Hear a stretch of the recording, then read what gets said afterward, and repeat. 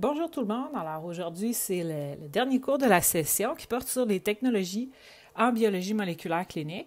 On en a déjà vu beaucoup, mais je vais vous parler un petit peu des autres technologies qu'on n'a pas encore couvertes et puis des technologies aussi un petit peu plus récentes et puis qui sont probablement appelées à prendre un peu plus de place dans l'avenir.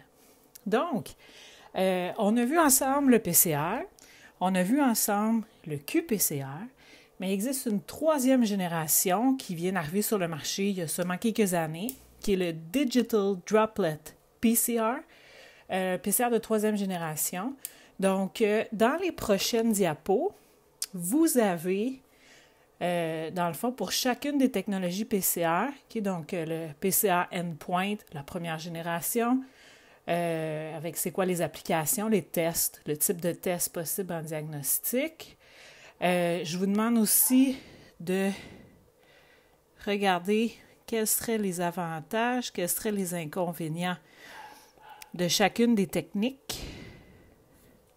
Okay, donc, vous avez pour le qPCR deuxième génération aussi, pour le Digital Droplet PCR, même chose. On va regarder aussi les avantages, les inconvénients de chacune des techniques. Même chose aussi avec le ddPCR et les inconvénients. Donc, je vous ai mis des liens pour deux vidéos. La première vidéo, c'est vraiment comparative. Okay? Donc, où on voit chacune des trois générations de PCR avec une petite explication du principe de base qui est le même dans toutes les générations PCR. Grosso modo, c'est la même réaction. C'est juste la façon de préparer l'échantillon, d'analyser et de visualiser les résultats qui va changer. Donc, regardez cette première vidéo-là. Essayez de compléter les trois diapos suivantes avec ce que vous captez là, dans la vidéo. Ça va quand même vite, là. N'hésitez pas à l'arrêter ou à reculer au besoin. Et puis, j'en ai mis une autre qui est vraiment une vidéo qui explique le concept du Digital Droplet PCR. Okay, c'est un exemple qui est donné avec l'identification de mutations cancéreuses qu'on pourrait retrouver, par exemple, dans une biopsie. Mais comme on a vu dans les cancers, c'est pas nécessairement beaucoup de cellules qui sont mutées. C'est pas toutes les cellules de la biopsie qui vont muter dans plusieurs cas. Puis quand on veut détecter c'est quoi cette mutation-là, est-ce qu'elle est présente? Mais si on y va par PCR ou par qPCR, on se retrouve avec une limite dans le sens où la majorité des cellules sont normales. Ça va masquer le signal des cellules mutées. On ne les verra pas parce que le signal des cellules normales va être tellement important que finalement, les mutations un peu plus rares apparaissent pas dans les résultats, sont cachées par le reste. Alors, le Digital Droplet PCR, la façon dont ça fonctionne, c'est que ça va fractionner notre échantillon. Fait qu'au lieu de faire juste un tube avec une réaction, avec tout l'ADN de toutes les cellules qu'on a extrait mélangées dedans, on va faire des micro-gouttes, mais vraiment des petites gouttes sur une petite lamelle qui va contenir tellement peu de copies d'ADN, donc jusqu'à une seule copie d'ADN, une ou deux, par petite gouttelette. Et la réaction PCR va avoir lieu dans chacune de ces petites gouttelettes-là. Donc, c'est un appareil qui est de très haute précision, super sensible, qui va à la copie d'ADN près, à la cellule près. Puis ensuite, on va pouvoir regarder dans toutes ces cellules-là, dans toutes ces copies d'ADN-là, si on a la présence des mutations recherchées, par exemple. Okay? Donc, c'est un peu ça qui est expliqué dans la vidéo. Ça montre un peu comment ça fonctionne. Donc, je vous invite à mettre cette vidéo-ci sur pause. Prenez le temps de regarder les deux vidéos et puis de remplir ce que vous pouvez là, dans les trois diapos. Et puis, on se revoit tout de suite après pour compléter là, la comparaison entre les trois générations PCR. OK, alors j'espère que vous avez trouvé quand même pas mal d'idées.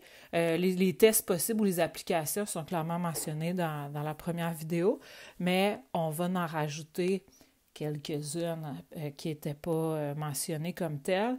Les avantages, les inconvénients, bien, on en parle un petit peu. Il y a aussi sûrement des idées que vous avez eues par rapport à ça. Donc, le PCR première génération, même si c'est la technologie la plus ancienne, c'est encore très pertinent. Okay? Donc, son premier avantage, c'est pas très dispendieux. Okay? Donc, disons, si on peut faire notre expérience avec la même qualité de résultat au PCR ordinaire, c'est beaucoup moins cher. L'inconvénient numéro 1, c'est que c'est un petit peu plus long par rapport aux autres parce qu'il faut faire un gel d'agarose ou de l'électrophorèse capillaire. Mais pour avoir nos résultats, il faut cette étape supplémentaire-là de séparer nos fragments obtenus selon leur taille. Donc ça, là, ça prend un petit peu de temps. Les autres techniques ne nécessitent pas d'étapes supplémentaires pour avoir le résultat, sont déjà là dans le logiciel. Donc, c'est un petit peu plus rapide. Les tests possibles, alors, bon, évidemment, on peut faire du génotypage. On a vu qu'il y avait quand même des limites, mais je vais vous parler vous en avez parlé un peu aussi dans la portion laboratoire du cours. Il y a des petits trucs pour faire du génotypage par PCR ou avec le Southern Blot pour savoir si c'est des homozygotes allèle 1, des hétérozygotes ou des homozygotes allèle 2. On peut le faire aussi avec ces tests-là, mais ça prend des étapes supplémentaires. A priori, là, ça va être du génotypage pour des allèles qui ont des tailles différentes, comme on a déjà vu. Okay? Donc, certains génotypages, sinon, pour plusieurs génotypages, on peut les faire quand même, mais avec des étapes supplémentaires qui prennent, elles aussi, du temps. On peut faire de la détection, okay? Donc détection simple, principalement là, en diagnostic médical, ça va être des agents infectieux. Donc, est-ce que c'est là? Est-ce que c'est absent? Okay. Donc, des agents infectieux. Alors, des bactéries, des virus, ça peut être aussi des protozoaires ou d'autres parasites, par exemple, des parasites dans les intestins, des choses comme ça. Donc, c'est une étape pour le Southern Blot qu'on a vu. On commence par faire parfois un PCR, pas toujours, mais parfois. Et c'est la première étape là, aussi là, pour plusieurs séquençages. Donc, ça, on va en parler un petit peu. C'est pas quelque chose qu'on va voir en détail dans ce cours-ci. Mais on va voir un petit peu là, qu'est-ce que c'est que le séquençage très, très rapidement. Okay? Donc, pour faire du séquençage, on peut aussi commencer par un PCR, amplifier la section, puis ensuite aller dans un séquenceur automatique qui va nous détecter, en fait, qui va nous décrypter la séquence d'ADN ou d'ARN, nucléotide par nucléotide. Donc, c'est les principales applications. Grosso modo, c'est qualitatif. Okay? Puis dans plusieurs situations, c'est suffisant, ça. On a juste besoin de savoir est-ce qu'il y a la présence ou l'absence de ce qu'on cherche. Par exemple, un agent pathogène. Est-ce que le virus est là ou est-ce qu'il n'est pas là? Puis on a juste besoin de savoir ça, puis c'est parfait. Ça pourrait être la présence aussi d'un allèle muté d'une taille différente. Est-ce que c'est là? Est-ce que c'est pas là? Okay? Donc, des fois, ça peut être suffisant comme information. La limite du qualitatif, c'est que c'est pas vraiment quantitatif. Donc, dans la première vidéo, on disait qu'il y a un petit aspect semi-quantitatif. On peut voir si la bande est plus pâle, plus intense. Mais honnêtement, là, pour le quantitatif, c'est pas l'outil à utiliser. On va aller en qPCR ou en ddPCR si on a besoin de quelque chose de quantitatif. Parce que les petites bandes de taille relative, là, ça veut vraiment pas dire grand-chose quand vient le temps de poser un diagnostic. C'est vraiment pas précis. On n'a pas de valeur comme telle avec ça. peut avoir une petite idée, il y en a un peu plus, il y en a un peu moins. Ça s'arrête pas mal là. Donc, c'est ça. Alors, l'inconvénient, mais c'est que ce n'est pas quantitatif. Okay? Si on veut savoir, il y en a combien d'ADN? Quantitatif. Okay? Ou est-ce qu'il y en a 2 fois, 3 fois plus par rapport à un autre échantillon? Est-ce qu'on peut comparer avec une courbe standard? Tout ça, on ne peut pas faire ça au PCR ordinaire. Donc, un autre avantage du PCR, c'est que généralement, c'est plutôt simple. C'est assez facile à préparer la réaction, c'est assez facile de faire les manipulations, c'est assez facile d'interpréter les résultats. Il n'y a pas de gros calculs, il n'y a pas de gros logiciels, il n'y a pas de courbes super compliquées. Donc, ça reste que c'est relativement simple et abordable. Le qPCR fait tout ce que le PCR peut faire, mais il en fait beaucoup plus. Alors, c'est vraiment un outil qui est très polyvalent.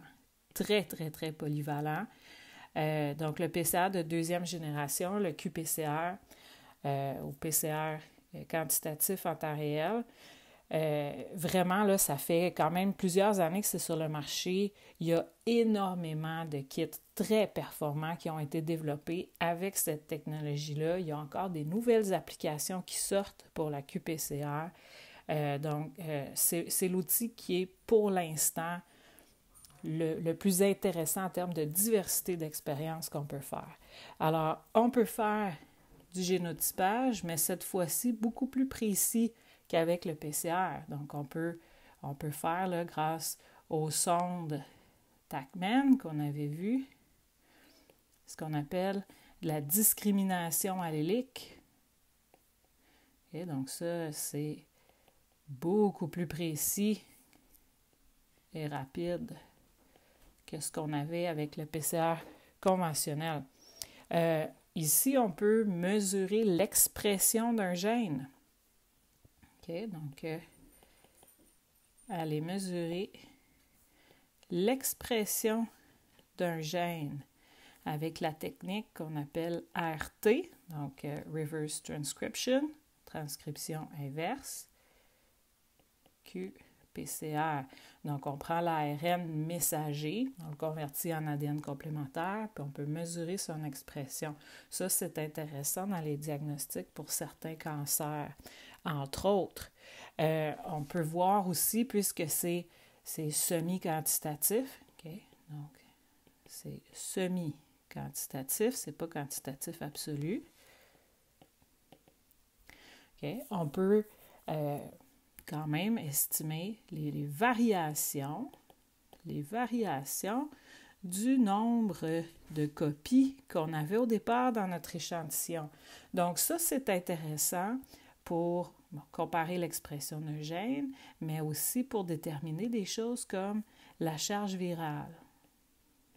Okay? Donc, est-ce qu'il y a plus de copies avant ou après un traitement?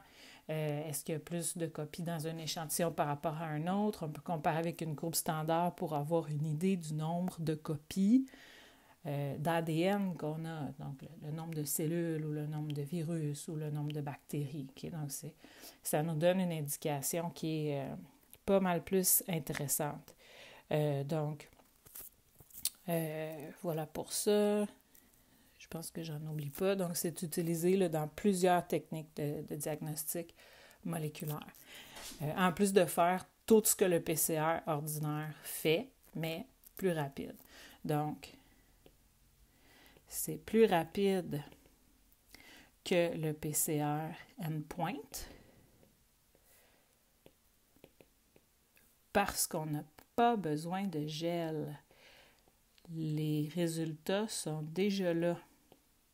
Quand on a terminé l'expérience, on ouvre notre logiciel, on peut voir les CQ values, on va savoir si on veut juste la détection. Là, c'est beaucoup utilisé en détection en qPCR parce que c'est très rapide. On n'a pas besoin de mettre sur gel, on va juste, oui, il y en a, non, il n'y en a pas. Puis en plus, on a une idée de grandeur. Donc, c'est vraiment très intéressant. L'inconvénient, mais c'est un petit peu plus cher là, parce qu'on a des des fluorescents. On a besoin d'un logiciel. Donc, tout ça, ça fait en sorte que le coût est un petit peu plus élevé. Mais c'est rapide. Alors ça sauve du temps technique aussi, là. Donc, est-ce que ça revient vraiment moins cher? C'est dur à dire, surtout quand on fait du gros volume. L'inconvénient principal du QPCR, c'est qu'il faut absolument normaliser les résultats.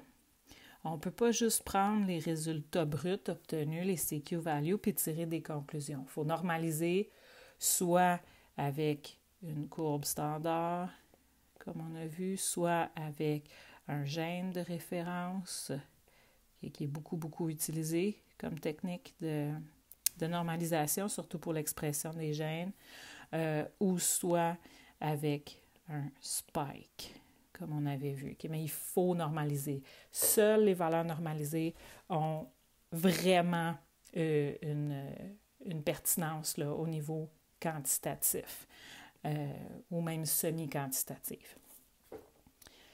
Ce qui nous amène à notre troisième génération. Donc, pour l'instant, c'est très récent, hein, pour l'instant, le ddPCR n'a pas beaucoup d'applications. Mais dans les années à venir, ça va se multiplier. Okay? Donc, il y a beaucoup de bonnes idées sur comment utiliser cet appareil-là. Et puis, il est extrêmement performant, extrêmement précis. Okay? Donc, c'est une très grande précision et c'est quantitatif absolu. Ça veut dire qu'on sait exactement le nombre de copies d'ADN qu'il y avait au départ. Et puis le gros avantage, c'est qu'on n'a même pas besoin de normaliser. Ça nous donne directement le nombre de copies. Alors ça, c'est très intéressant quand on veut faire du quantitatif absolu. Par exemple, quand on veut déterminer la charge virale, le nombre de virus qu'il y a dans le sang circulant, par exemple. Donc, on va aller la chercher de façon très précise. Exactement. Ça peut être aussi fait que détermination exacte du nombre de copies, là. Ça peut être aussi pour une infection bactérienne. On saurait exactement il y a combien de bactéries là, dans l'échantillon qu'on a recueilli. Okay, donc, du nombre de copies d'ADN ou d'ARN là, okay, au départ.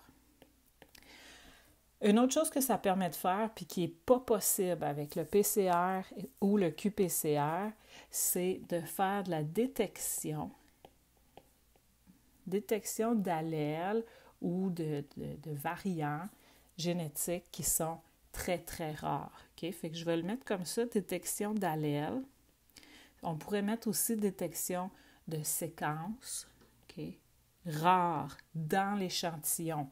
Donc, je vous parlais de l'exemple du cancer. On prend une petite biopsie, puis là, on veut savoir, mais c'est quoi la mutation qui cause le cancer? Des fois, ça, c'est important, c'est très important en recherche, mais des fois, c'est important aussi pour déterminer quel traitement on va donner au patient.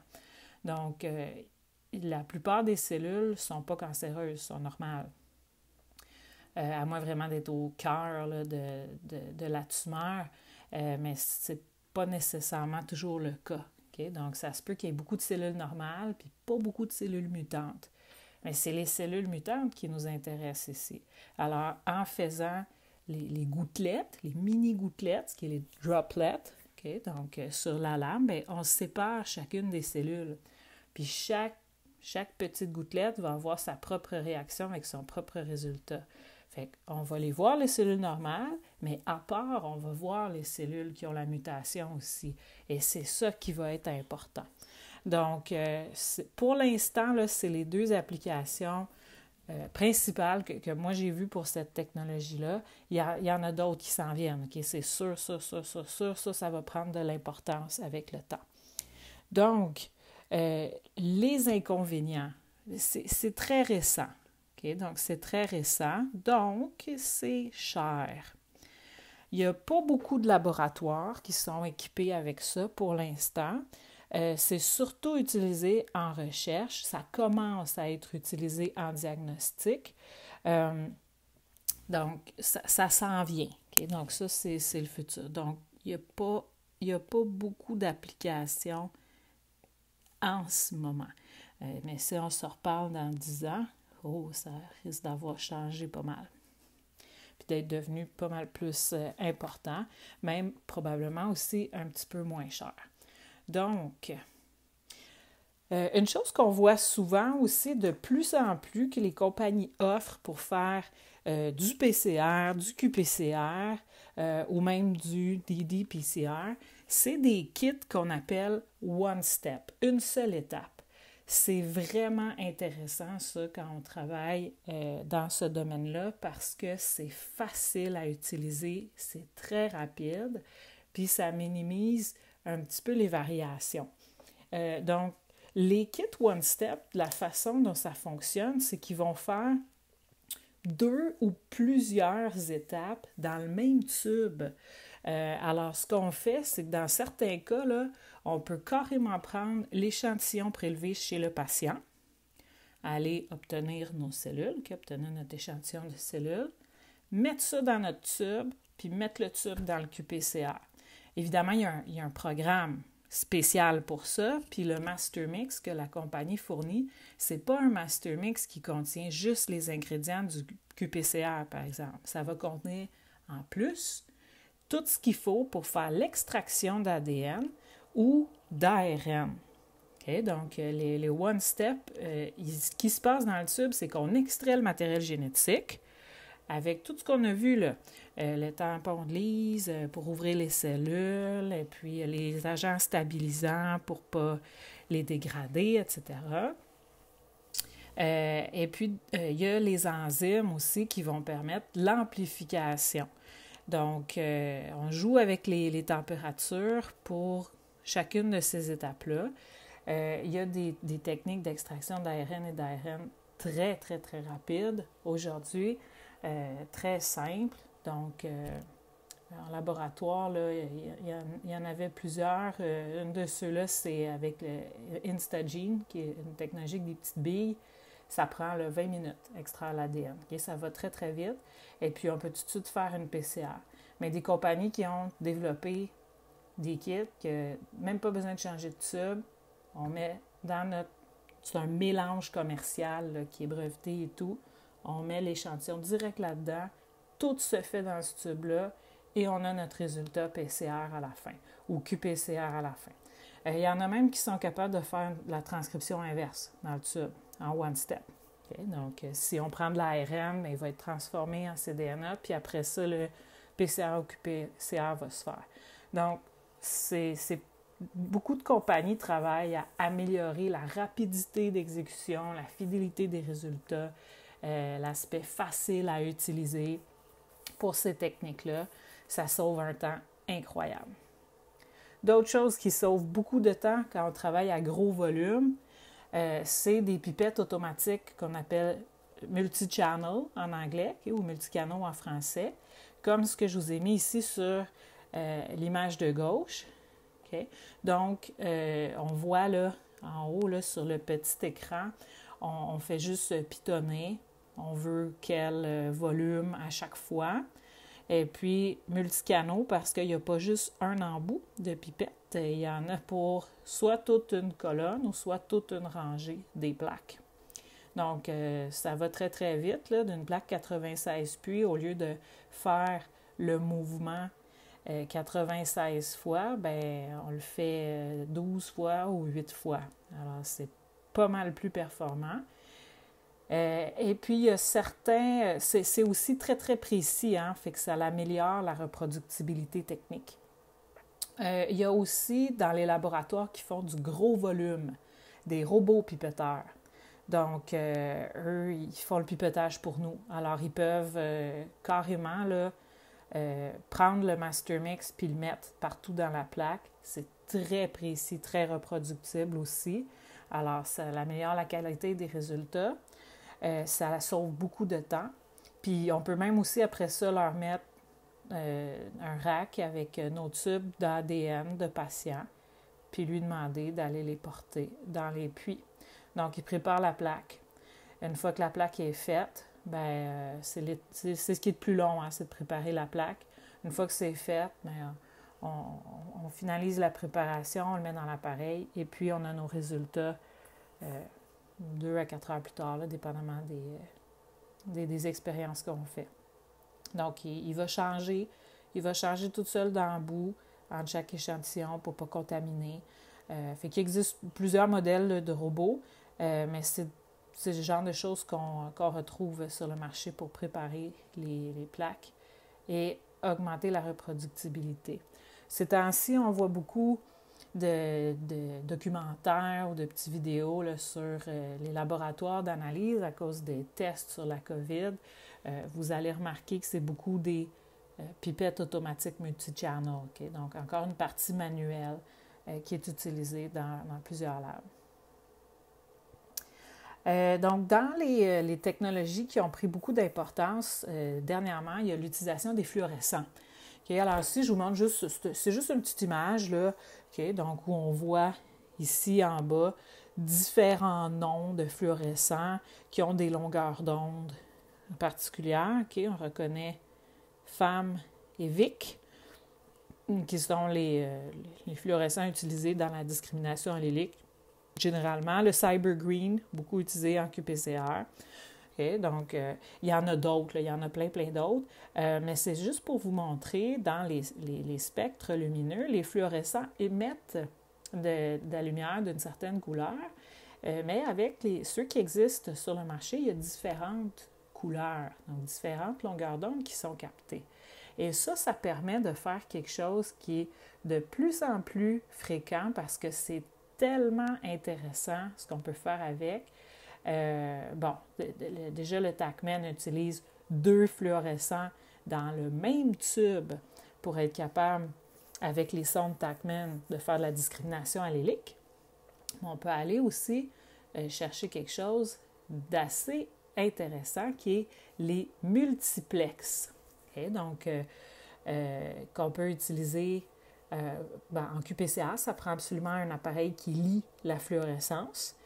En utilisant ces différentes couleurs-là. Alors, présentement, là, il y a des appareils sur le marché qui peuvent détecter jusqu'à 5 fluorescents en même temps dans le même tube. Alors, c'est quoi une expérience multiplexe? Okay, donc, il y a plusieurs amplifications PCR.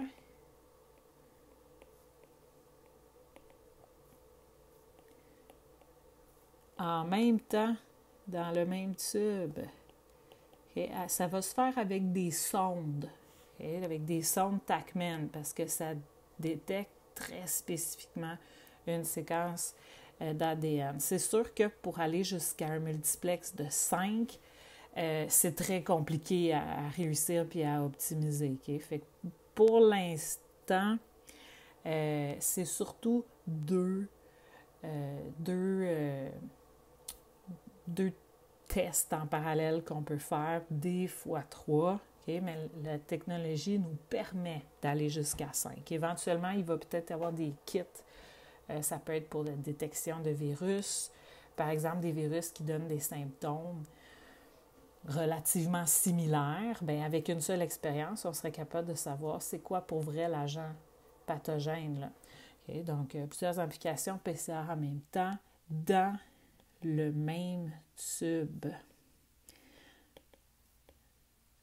Donc, c'est des kits multiplex qu'on achète.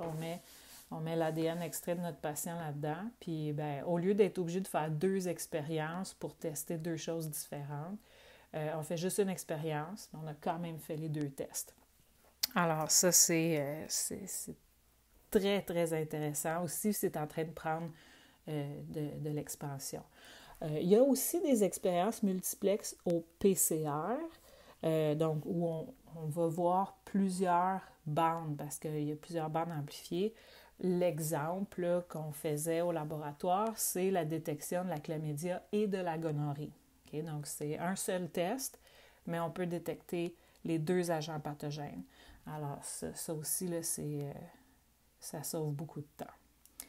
Quelque chose qui existe depuis quand même plusieurs années, beaucoup utilisé en recherche, et ça commence à avoir des applications commerciales depuis peut-être 4-5 ans, c'est les micropuces à ADN. Alors ça fait quand même longtemps qu'on en parle, mais c'est complexe d'un point de vue légal à mettre en place, puis c'est complexe d'un point de vue technologique aussi à mettre en place, mais c'est probablement quelque chose qui s'en vient dans le milieu médical. Les micropuces à ADN permettent d'étudier beaucoup d'allèles génétiques en même temps. Alors, c'est tout petit. Ici, on voit un agrandissement, okay? C'est à peu près la taille d'une lame de microscope. Il y a plein de tout petits trous. Okay? Donc, ça ressemble un peu au Digital Droplet PCR, des petites gouttes. Okay? Donc, dans ces trous-là, on va mettre des contrôles d'ADN qui portent ou non des mutations, des sondes, en fait. Et puis, quand on met l'ADN du patient, bien, si ça se lie à tel type de mutation, ça va allumer d'une certaine couleur. Si ça se lie à la version normale, ça va allumer d'une autre couleur. Okay? Donc, c'est un petit peu comme les sondes TaqMan puis le Digital Droplet PCR, mais avec des fluorescents comme ça, donc pour faire vraiment du génotypage.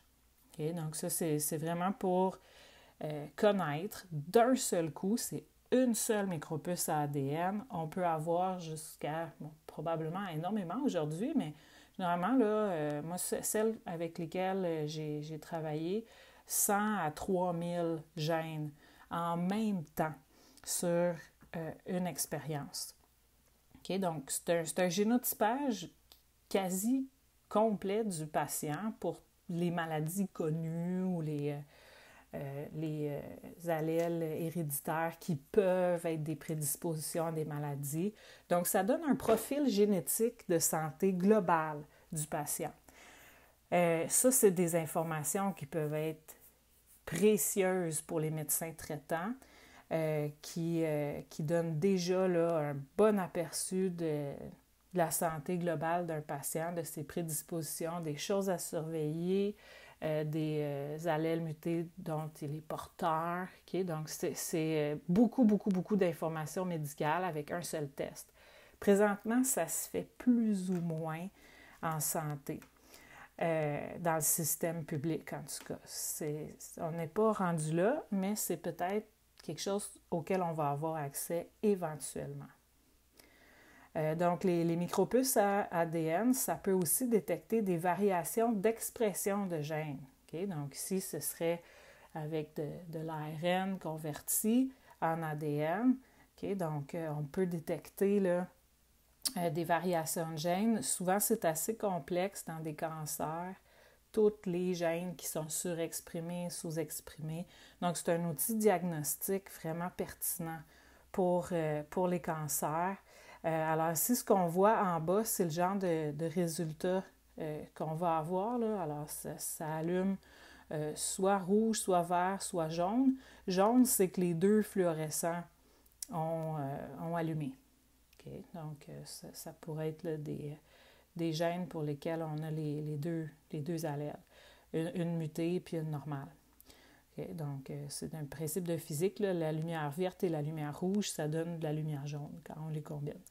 Donc, c'est tout petit, un seul test, mais on teste plein d'affaires en même temps. C'est beaucoup plus qu'avec un multiplex. Là. C'est un méga multiplex, les micropuces à ADN.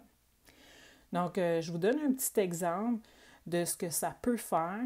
Okay? Donc, ici, c'est une photographie d'une micropuce à ADN pour faire du génotypage. Donc, on détecte d'un seul coup des milliers de variations génétiques, les SNP, okay? Les Single Nucleotide Polymorphisms à la fois. Donc, des mutations génétiques ou des allèles, tout simplement des allèles. Donc, des milliers à la fois. Alors, c'est un outil vraiment pertinent là, pour faire le suivi d'un patient. Disons que les enjeux sont vraiment légaux pour l'instant. Je ne sais pas où est-ce que ça m'en est rendu côté légal, mais c'est très complexe. Les tests génétiques en santé au Canada, il n'y a pas de loi à ma connaissance. Là. C'était en discussion, mais je ne sais pas où c'est rendu. Là. Mais il y avait jusqu'à très récemment pas de loi pour protéger les Canadiens et les Canadiennes contre la discrimination génétique. Alors, qu'est-ce que c'est que la discrimination génétique? C'est qu'en ce moment, les compagnies d'assurance vie ou d'assurance santé ou des choses comme ça, si on sait qu'on est prédisposé à des maladies, il faut le déclarer. Alors, dans ces tests-là, bien, ça donne de l'information qui dit que, bon, telle personne est prédisposée, par exemple, à un type de cancer ou encore va développer telle maladie plus tard ou a un risque accru de maladies cardiovasculaires, etc. Donc, la discrimination génétique, c'est que les compagnies d'assurance-vie pourraient avoir accès à ces résultats-là et refuser d'assurer des gens basés sur leur profil génétique. On a vu que le génotype, c'est pas une garantie de développer la maladie. C'est une prédisposition. Donc, qu'est-ce que ça veut dire pour vrai? C'est intéressant pour un médecin d'avoir cette information-là. Pour une compagnie d'assurance, ça peut créer beaucoup de problèmes. Donc, c'est un petit peu l'enjeu. C'est quand même possible au Canada de faire des tests à micropuces en santé. Il y a des compagnies qui l'offrent, j'en ai mis un exemple ici, mais disons que pour l'instant, ce n'est pas recommandé pour les Canadiens. Ailleurs dans le monde, bien, ça dépend des lois de chacun des pays. Mais il existe des compagnies privées qui offrent ce service-là, de vous faire une micropuce personnelle là, avec votre profil génétique complet. Est-ce que c'est fiable? Est-ce que c'est éprouvé? Qu'est-ce que ça veut dire pour vrai? C'est encore un peu flou, mais ça commence au privé. Il existe d'autres types de micropuces commerciales qui sont pas dirigées vers la santé, mais dirigées vers l'origine de nos ancêtres. Alors ça, c'est vraiment purement du divertissement pour les personnes qui achètent ces tests-là. Et c'est des données scientifiques importantes aussi pour la recherche, puis pour comprendre les migrations de population, puis d'avoir beaucoup de données génétiques entre chacun des groupes ethniques, ce qui est pertinent pour la recherche. Donc, c'est plusieurs compagnies là, qui offrent ça. Je vous en ai mis un exemple, Ancestry DNA, qui est probablement un des plus importants en ce moment. Donc, qui offre aussi un service d'arbre généalogique sur son site, mais basé sur l'ADN. Alors, juste pour vous donner une idée, eux, ils testent 700 000 marqueurs avec un seul test et ça coûte environ une centaine à 200 $, ce genre de test-là. Ils testent 700 000 marqueurs qui sont des SNP, mais l'information qu'ils donnent, il n'y en a aucune qui est reliée à la santé. Elle est reliée uniquement à des marqueurs héréditaires qui permettent de retracer les ancêtres à court, moyen, long et très long terme. Donc, c'est très amusant. Moi, je l'ai fait parce que je trouve ça le fun. C'est quand même mon domaine. Puis, c'est vraiment très amusant là, de voir ces résultats-là. Donc, on ne parlera pas en grand détail du séquençage, mais ça, c'est une technologie aussi qui est rendue extraordinaire, vraiment rapide, assez précise. Donc, c'est pour déterminer carrément la séquence d'un gène, la séquence d'un chromosome, la séquence d'une partie d'un gène ou même la séquence d'un génome entier aujourd'hui. On est capable de faire ça très rapidement aujourd'hui. Alors, c'est une technologie qui a beaucoup évolué, le séquençage automatique. Alors, on peut amplifier, par exemple, par PCR un gène, et plutôt que de le comparer là, avec le Saturn Blot, avec des sondes TACMAN ou avec des digestions, des PCR pour voir les différentes allèles, bien, on peut carrément le mettre dans un séquenceur puis avoir la séquence exacte pour cette personne-là, pour ce patient-là, du gène. Donc, c'est utilisé en médecine diagnostique. C'est dans des endroits assez spécialisés quand même, là, mais ça se fait. Puis, je vous montre un exemple de résultats. Okay. Donc, les résultats, ça ressemble à ça ici. Alors, c'est vraiment le fun de travailler en séquençage. Donc, chacun des nucléotides est coloré avec un fluorescent différent. Donc, bon, c'est pas les vraies couleurs des fluorescents, mais sur notre logiciel, là, ça va donner du rouge, du noir, du vert ou du bleu. Et puis, chacun des pics, dans le fond, là, c'est les nucléotides qui arrivent un à la suite de l'autre. Donc, on a la séquence, carrément, la séquence de nucléotides qui est ici. Et puis, on peut tirer des conclusions de ça avec l'information génétique exacte. Un autre petit truc, j'en parle parce qu'on l'avait fait au laboratoire avec le kit CSI. Donc ça, c'est utilisé principalement là, l'identification des personnes. Okay? Donc, bon, ça fait partie des choses qu'on peut faire aussi là, avec l'ADN. Donc, le RFLP, qu'est-ce que ça fait? Dans le fond, c'est qu'on utilise des enzymes de restriction pour couper l'ADN à des endroits qui ont tendance à varier beaucoup d'un individu à l'autre. Alors, quand on met ça sur le gel, bien, ça nous donne des bandes de taille différentes, puis un profil de bandes de taille qui est plutôt unique. Donc, les techniques de RFLP qui vont être utilisées, par exemple, en sciences judiciaires, okay, on considère qu'il y a une chance sur 1 million.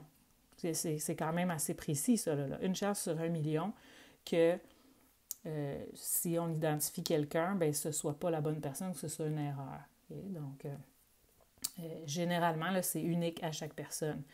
C'est sûr, si on prend des jumeaux identiques, là, c'est autre chose. Ils risquent d'avoir le même profil RFLP, là, évidemment.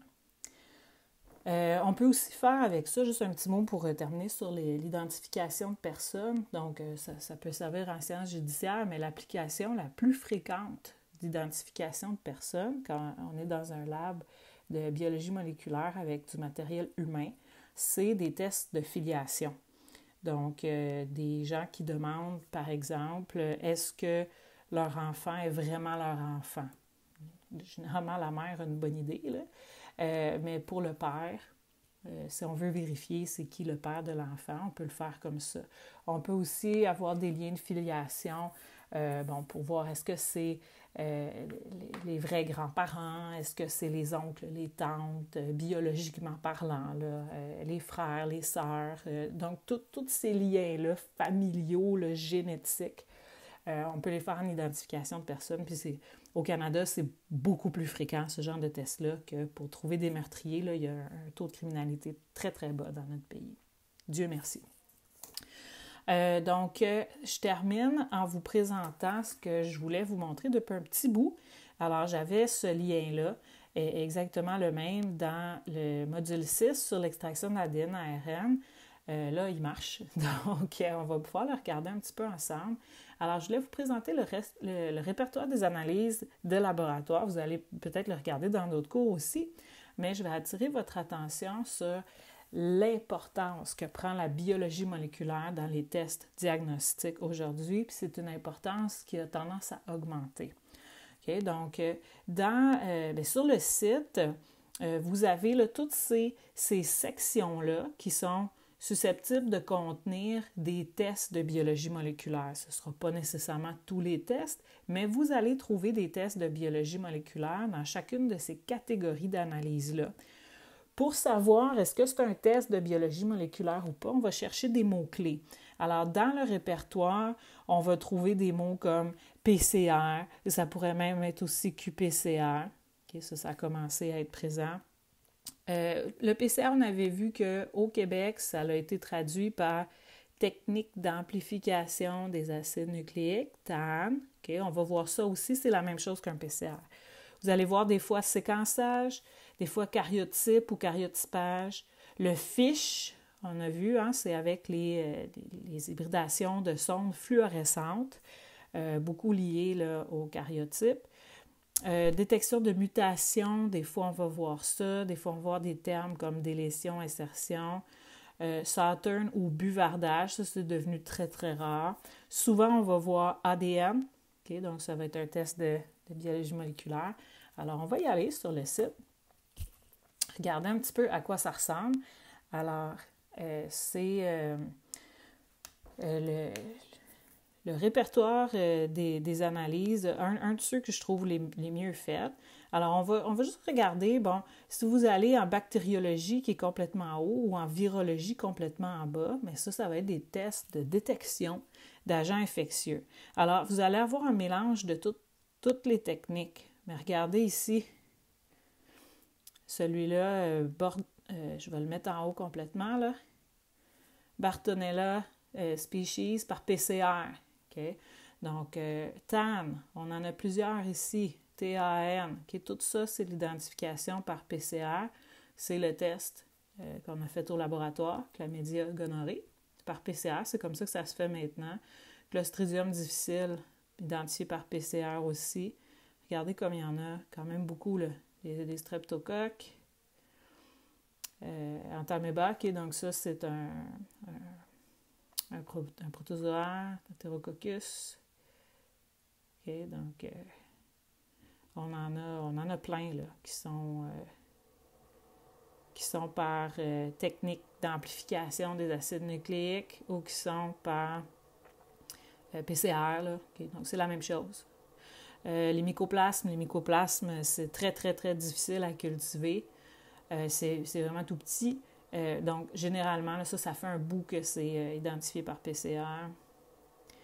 Alors, on en a vraiment une grande quantité là, qui se font en biologie moléculaire aujourd'hui.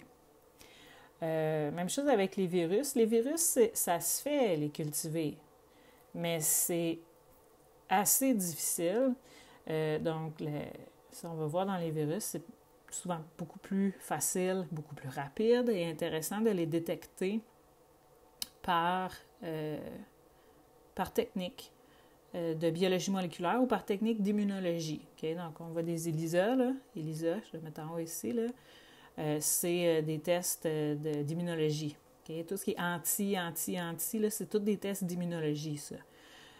Sinon, si on descend un petit peu, bon, on voit les cultures virales, mais c'est pas évident à faire.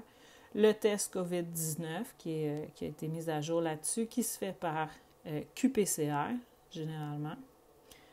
Okay. Et si on descend, on va en voir d'autres ici. Regardez tout ça ici, qPCR. Okay. Donc, en PCR quantitatif, alors à partir des différents échantillons, là, pour ces virus-là, c'est la façon de faire. Regardez un petit peu plus bas. QRT-PCR. Okay. Moi, je l'écrivais RT-QPCR. Okay. Donc, ça veut dire que ce sont des virus à ARN et qu'il faut transformer en cDNA pour ensuite faire la PCR. Donc, regardez ici, PCR quantitative. Okay. Donc, beaucoup utilisé. Puis ici, bon, PCR conventionnel, d'autres techniques d'immuno.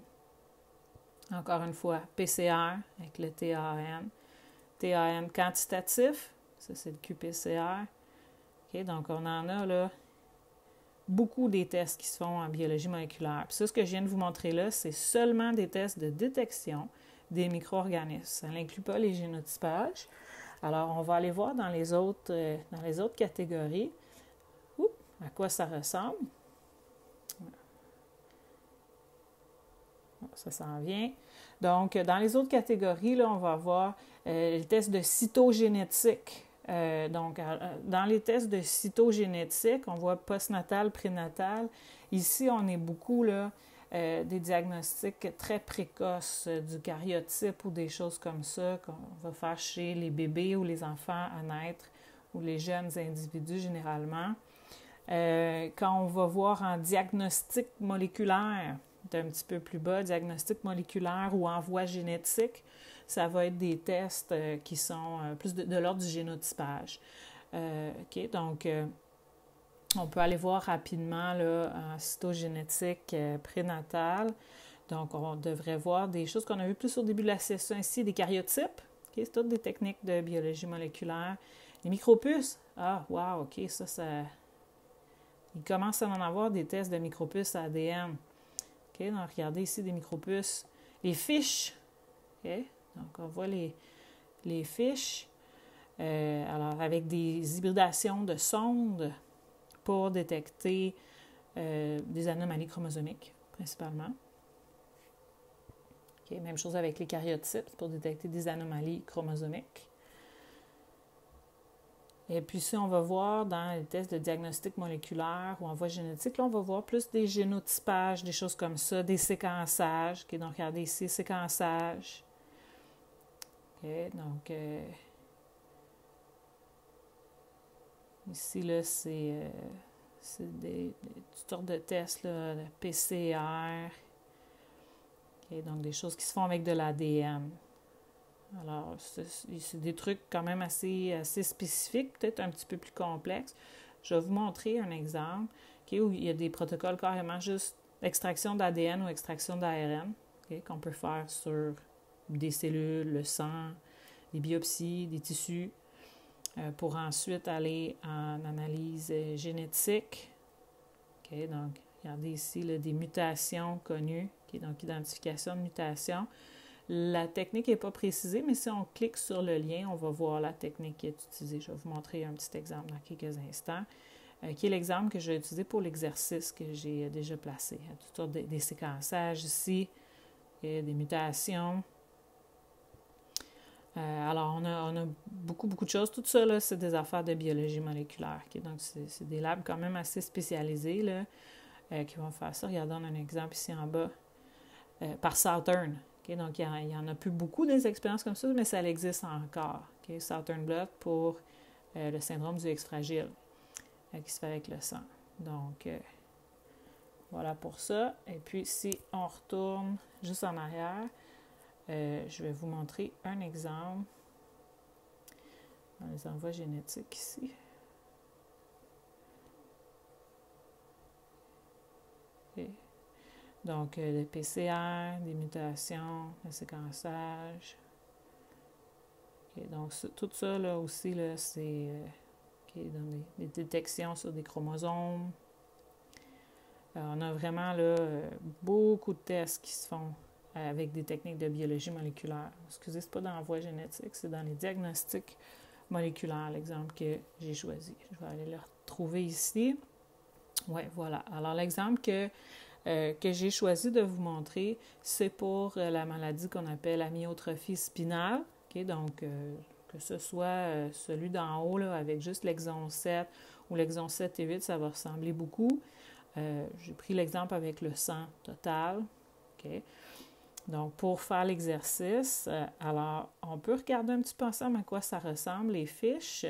Alors ça, c'est plein d'informations super pertinentes. Puis pour l'évaluation finale, c'est un exercice qu'on va faire à partir de ce répertoire-là. Okay? Donc, si ça décrit en haut, c'est quoi la maladie, et puis dans la section là, où c'est un petit peu plus long dans le texte, c'est quoi qui se passe au niveau génétique. Okay? Puis le diagnostic, ben c'est quoi? Alors ici, on a des informations sur le prélèvement. Alors ici, le prélèvement de sang total, on le prend dans un tube lavande EDTA. On a besoin d'une quantité de 2 à 5 ml. On a les critères de rejet, la température de transport. Et ça, le délai de réponse, c'est le délai de réponse pour l'analyse. Okay? L'analyse. Regardez ici les infos pour le laboratoire. Ça, c'est vous autres, le laboratoire. L'ADN qu'on va extraire, on le garde pour toute la vie du patient. Okay? Donc, ils vont être gardés à moins 80 dans ce cas-ci. On peut recevoir l'échantillon à température ambiante. Mais regardez ici, ça dit qu'on va prendre 1 ml dans le tube reçu de sang total. Okay? Et puis, délai de transport interne le plus tôt possible. Okay? Donc, si le sang arrive à température ambiante, là, on ne va pas garder le sang, comme c'est écrit là, 1 à 2 semaines. Il ne sera plus bon. Il va coaguler. Okay? Donc, il faut extraire l'ADN vite quand ça arrive. Donc, on a une première extraction d'ADN qui ensuite va être congelée. Et ça, on l'a vu dans nos cours. On a combien de temps pour extraire l'ADN? On a combien de temps pour extraire l'ARN quand il est à température pièce, quand il arrive à 4 degrés Celsius, etc. Dans certains cas, ça va être écrit carrément ne pas congeler, okay, dépendamment des tests, pour l'ARN, entre autres. Et puis, regardez ici la méthode. Okay, la méthode, donc, on va détecter cette anomalie-là génétique en faisant une PCR, puis ensuite une digestion enzymatique. Ça veut dire qu'on va utiliser une enzyme qui va aller couper là où il y a une mutation. Et puis, une fois qu'on le met sur gel, on est capable de savoir si c'est pas muté, bien, c'est pas coupé. Si c'est muté, c'est coupé. Puis, c'est le petit truc dont je vous parlais. Okay? La petite étape qu'il faut faire de plus pour faire du génotypage, pour savoir si c'est homozygote, hétérozygote ou homozygote malade. Quand on a la même taille de bande, on va couper la bande avec des enzymes. Okay? Fait que c'est une petite étape de plus. C'est pas si évident que ça, faire des digestions enzymatiques, mais ça permet le diagnostic. Okay? Donc, je vous invite à faire l'exercice à partir de cette fiche-là. Je vais mettre le corrigé. Et puis, pour l'évaluation, je vous enverrai les directives. Mais grosso modo, vous aurez à choisir dans n'importe quoi, là, dans ce qu'on a vu des techniques de biologie moléculaire, choisir une analyse de biologie moléculaire, puis répondre aux questions que je vais vous envoyer. Alors, c'est tout. C'est le dernier cours de la session. Ça complète notre cours. Et puis, je vous souhaite un bel été. Au plaisir.